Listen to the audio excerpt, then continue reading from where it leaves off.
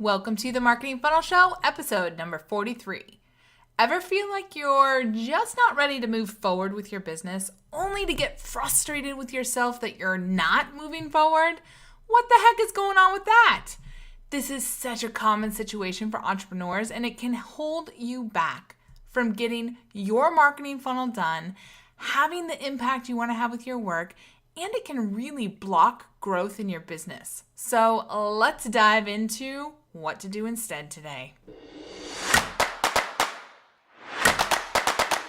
Welcome to the Marketing Funnel Show. I'm your host, Michelle Evans, and this is the podcast for coaches, experts, and online business owners to learn how to go from simply surviving to sold out using the power of marketing funnels. All right, let's jump into today's show. Well, hello there, and welcome to another great episode of the Marketing Funnel Show. I love doing these podcasts. I love hearing back from you. It's such a great way for us to stay in contact, right?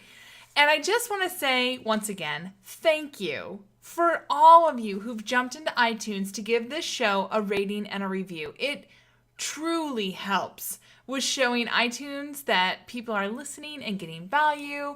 And then iTunes takes it out of the dungeon of despair and shows it to other people who are looking for marketing funnels, marketing insights, that kind of stuff. If you haven't already left a rating and review, I would so appreciate it if you would take literally 2 minutes to jump in and just give it a rating, give it a review, and let me and let iTunes know what you're thinking about the show. I would really appreciate it. All right.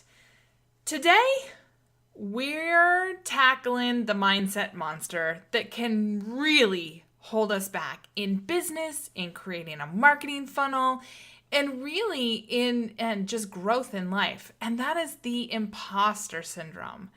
I have to tell you, if you've ever thought to yourself that you're frustrated and embarrassed that you're not growing, your business or your clients or whatever fast enough, that you're a fraud and everybody's about to find out whenever you try to publish, your marketing funnel, a social media post, a new freebie, a blog post, a podcast, or even when you meet people in person. If you've ever thought to yourself that you're not ready yet, you're not quite ready yet to get out there. If you've ever thought, I can't move forward in my business yet because, X, Y, or Z. I don't have a website. I don't have the right business name. Oh my gosh, that was me forever. 3 years, I was stuck. I don't have the right business name. If you feel like you're too overwhelmed and you can't make a decision or you don't know what to do, or you feel like there's so many other people out there that already do what you do, and in your down moments, you might even feel like they're so much better than you, why even try? If you've ever felt like you're too busy or too scattered or too overwhelmed by things that you feel like you should be doing or things that, you want to be doing, then welcome to the club, my dear friend, because at some point, every single online business owner and leader and famous person out there, or at least every single one that I know of, has had these same sorts of feelings. In fact, I love this quote from Tina Fey's book, Bossy Pants. She says, the beauty of the imposter syndrome is that you vacillate between extreme egomania and a complete feeling of, I'm a fraud. Oh my God, they're on to me. I'm a fraud. So you just try to ride the egomania when it comes and enjoy it, and then slide through the idea of being a fraud. Okay, Tina Fey, that is one famous person, and even she struggles with this. And in fact, I found a bunch from famous people. Kate Winslet had another great quote on this. So Kate Winslet, she's a pretty famous actress, did a little movie called Titanic, and she says this: sometimes I wake up in the morning before going off to a shoot and I think, I can't do this. I'm a fraud. All right, so even somebody who makes millions and millions and millions of dollars still has these thoughts. And even the great Maya Angelou, who, is just she was such a great writer and speaker and poet. She had this to say: I have written 11 books, but each time I think, uh-oh, they're going to find out now. I've run a game on everybody and they're gonna find me out. So, that's Maya Angelou, who I have to say wrote the most incredible stuff. I would never have thought that she thought she was a fraud. And there you go. So if this is something you suffer from, know that even the most famous and accomplished people suffer from it too. And you're not alone. But you also don't have to stay stuck and give that imposter syndrome any power over you. And I know this because I've suffered, everybody does. I've suffered with it too. So what does separate the people who go on to achieve their goals and success from those who get stuck in it? How do people get past these feelings of being not good enough? Well, I don't know about everyone else out there. Like, I don't know what Tina Fey does or what Maya Angelou did. But let's dive into the things that I do and that I have my clients do to actively move past this, and why I feel like marketing funnels, they can really save us from getting stuck in the sometimes overwhelming feelings, because we can build them and they can run even when we're stuck in these feelings of not being good enough and not ready. All right, so first I want to give you 3 ideas of things that you can do to get past the imposter syndrome so that you can get back into action. All right, so the first one is this: focus on providing value to others. I have to tell you, I've had tons and tons of failures in my business. And this is probably, that's why I put it number 1. It's probably the number 1 thing that I did to get myself back on track. So a long time ago, I think either in 2013 or 2014, I launched a product and I literally could not even give it away. Nobody wanted it. I tried to give it away to a few people for free. It just wasn't happening. And I got stuck for like 3 months in this feeling, in this it was awful. It was just awful. I can't even describe it to you. I would just wake up and I would be in tears or just feeling really down. I'd sit down at my computer and suddenly I'd have to do like 4 loads of laundry and, scrub the kitchen cabinets or, whatever. Like, I just could not. I had this failure and it was like an albatross around my neck, dragging me down, and I just couldn't get past it. This is the only thing that got me past it. And it really is focusing on providing value to others. So part of the power of the imposter syndrome is really getting stuck in navel gazing. Basically, when my focus is mostly on me and thinking about, the failures I've had or whatever, I start to let these imposter feelings creep in, and they can get big fast. You may have had this happen to you too, right? Maybe you see somebody else in your industry who's written a new book or got chosen to be a speaker at a big event or launched a new program to tons of accolades, or they, were highlighted in some big publication, and suddenly we're like, oh, that failure that I just had, and look at how great they are. Oh, I'm not good enough. I can never do this. Who am I to think I can do this? And it can just spiral into, I don't know. It can just spiral so much. And, it can be like, oh, I don't know that as much as this person. I'll never be as pretty as this person or as handsome as this person. I'll never be as successful as this person. Clearly, they're like, on another plane than me. I've got no right to talk or teach about this topic. And I can spiral from there. And in fact, I did. So my first business, I pretty much walked away from. After that failed launch, I really had to do some soul searching about, is that the kind of business that I wanted? And at the time, it was really focused on, I did marketing for corporations. Like, I would be a external consultant for corporations, but in my business helping individuals, I was basically doing career coaching and helping people, transition from working in corporate to starting a business. And I started seeing other people have really big success, and I had this ginormous failure, and it really did spiral on me. I think I spent like 3-4 months just stuck in this horrible thoughts of basically navel gazing, like, who am I to do this? And if I don't stop those thoughts, it will literally paralyze me and keep me from doing anything. Like I couldn't do a blog post. I couldn't do anything. But when I started to put my focus on helping someone else, even just one other person, everything changes. Because here's what happens. That other person will say something like, wow, that's fantastic and exactly what I needed. Thank you so much. And boom, the shift in my focus, the shift in I'm not good enough to, wow, look, I really was able to help this person. And realizing that I could add value is incredible. So what's going on? Well, in the first scenario where I'm spiraling with myself and my own thoughts and beating myself up and, all that stuff, I'm basically creating a big hate mob of people who are going to come after me in my mind. And the craziest part is that I'm not even doing it intentionally or consciously.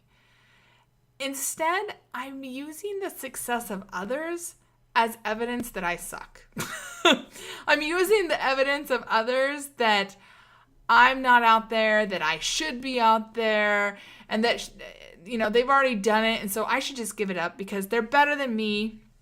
And, if I try to go out there, that hate mob is going to, come after me with pitchforks and call me out and, drive me out of town. I don't even know. It's like I just get weird and crazy thoughts.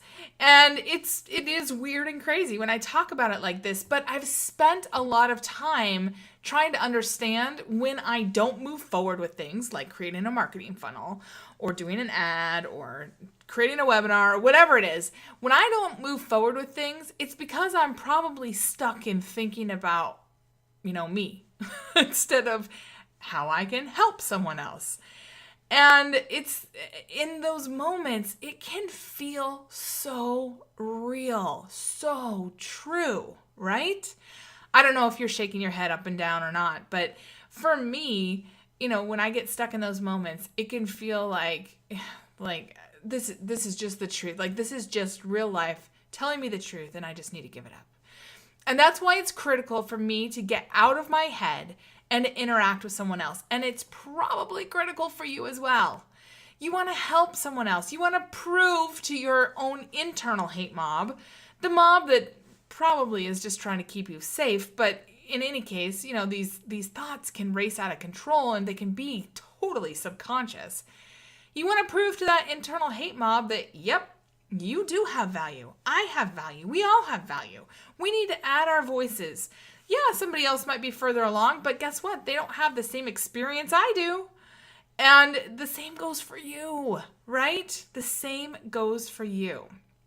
So this trick of just helping even one other person gets me off the sidelines, gets me off the, getting drugged down by my own internal hate mob and getting back into the game faster than anything else I've ever tried, honestly. All right, so number 2, keep an I'm awesome file. Yep, I have a whole file in my computer that's called I'm awesome, and I am encouraging you to create one too. What is this? Well, probably about 12 years ago, I had a coach who had me as homework. She said, okay, I want you to write down 25 things that you're awesome at. She said, just on a blank piece of paper, just write, I'm awesome because, and then, just write at least 25 or just 25. Got to tell you, it was really, really hard. I stared at that blank paper for days on end, trying to figure out what is awesome about me. And, I showed up to our next coaching call crying and saying, there's nothing awesome about me. I couldn't come up with even one thing that I felt was awesome about me. Friends, perfectionism has been a struggle for me my entire life. At this point, 12 years ago, I was in the high potential program at marketing at Microsoft. Like, the high potential program was for the top 4% of talent. And I couldn't come up with one thing that I was awesome at. That's sad. And it was in full force with this exercise. My coach, though, she was brilliant. She said, all right, Michelle, if that's the case, why don't you go ahead and open up your email inbox and find just one email from a friend or a peer or a boss at the time. So I did, and I read her the email. It was a thank you email from a peer of mine about how I'd helped her solve a problem. My coach pulled 3 things out of that email for my I'm awesome list. And I gotta tell you, I kind of resisted at first, but then I was like, no, she's right, I do this stuff. So we kept doing this for about 30 minutes. And at the end, I had over 100 things on my I'm awesome list. And I was still crying. But this time I was crying tears of joy because all these great things people had said about me that I had not let myself truly hear or absorb because I was so hard on myself. It's like somebody would say, thank you for X, Y, and Z. And I'd be like, oh, it was nothing, right? If you do that, I'm going to encourage you to do the same exercise. Because from that day on, I started keeping tabs of the I'm awesome list. Now it includes testimonials, emails, thank yous I've gotten from peers, clients, students, and even from past bosses when I was in my corporate jobs. And when I'm feeling down, I can pull out the list or even just read a few of the emails or take a look at some screenshots and bam, I'm feeling good again. I'm guessing you may have some unacknowledged compliments hiding out in your inbox or on your social media platforms as well. And I really encourage you to start keeping an I'm awesome file. Don't let those little golden nuggets of what makes you so incredible to other people slip away. Keep them. Look at them. Use them to boost your ego when you need it. All right, moving on to number 3. Treat everything as an experiment. Oh boy, is this a biggie for me. So when I was first in my business, I would look around and see these people having crazy huge success, right? And so I'd be like, yeah, I want that too. I'm going to set some crazy lofty goals for me. And then I wouldn't reach those goals. And then I'd mentally flog myself for not meeting them. Like, I'd let that internal hate mob go to town on how stupid I was or how, lame I was to think that I could have that same success or whatever. I'd get so frustrated and embarrassed at my quote unquote failure that I would miss the insights, the lessons, and the clues to my path to success that were literally right in front of my face because I was so busy beating myself up. I made my goals the only measure of success. And every time I didn't reach them, I had another proof point that I was not successful. And that is a surefire way to cripple and kill your business. Because what happens? You don't want to set more goals, or I didn't want to set more goals. I would, get stuck in trying to perfect things behind the scenes before I would launch them. It's just crippling. But then I had this big aha, and I just started taking a look at everything that I did as a test, as an experiment, as a way to see if this new idea that I had, come up with, if it would work or if I might need to tweak it a little bit. Yeah, I still set goals, but part of my goal was to get insight into my audience, into my business, into my message, into, what works for marketing for me, into my new approach. I wanted to go learn things first and foremost. I wanted to fail forward and fail fast because I know now that failing forward is actually the only way to find success. I'm not smart enough, you are not smart enough to come up with the perfect thing behind the scenes. None of us are. We can only perfect things when we get it out in front of people and we get some feedback and we're like, okay, now I know what to tweak and here we go again. So if you're afraid to try new things or you're beating yourself up for not meeting past goals or you're saying things like, marketing's not in my wheelhouse, or I'm not technically savvy, so I can't do this, or I don't know how to write, or whatever, I want to invite you to take a look at your goal or your past failure from a totally new perspective. Look at the new skills that you've gained. Look at the new contacts that you've made. Look at the new insights you have into what works for you and what doesn't work. And then ask yourself, how could I make this feel better? How could I make this work better for me? What can I take from these lessons and these insights, and how can I tweak it, even just a little bit? My mantra now is always be testing and always be learning, because that's what leads to success. Okay, so those are 3 biggies that I use to get past the imposter syndrome, to get myself unstuck and to get myself moving forward again. So how does this relate to marketing funnels? Well, almost every single person I have ever worked with as a client, as a student, as, a consultant, at some point runs up against this imposter syndrome. It is rampant out there, especially for those of us who truly do care about the work and the impact that we want to have out there. So it could be, I'm worried that a marketing funnel won't work. I'm worried that I don't know how to do this tech. I'm worried that I don't have all these skills to do this. I'm worried that a marketing funnel won't work for my business. I'm worried that someone else already has a fantastic marketing funnel, and who am I to compete with that? They've already got it all figured out, right? I run up against these all the time with students and clients especially. And if you're not careful, that kind of thinking will absolutely 100% block your business success. But if you can move past it, if you can let those imposter syndrome thoughts go with any of the 3 tactics that I just gave you today, it's absolutely fantastic what is possible for you. Because it just takes getting out of your head and getting into action. Getting out of, getting stuck in your own thoughts and letting your own internal hate mob go to town, and reaching out to help one other person.